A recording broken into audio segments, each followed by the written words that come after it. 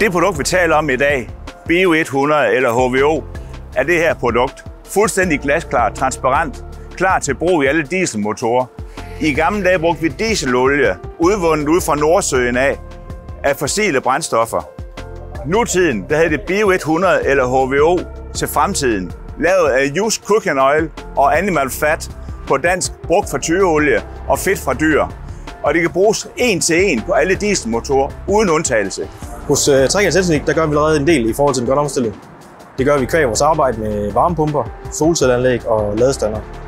Derudover så affaldssorterer vi også alt, hvad vi får ind og ud.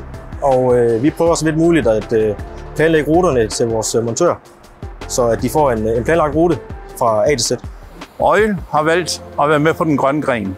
Derfor har vi valgt at indføre Bio 100 på stor del af vores tankstationsnetværk her i Danmark.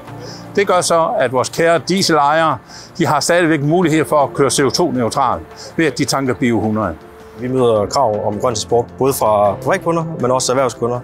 Og det kan også være det offentlige, som stiller. Det kan være lovmæssigt, men det kan også være branchestandarder, hvor de efterspørger det.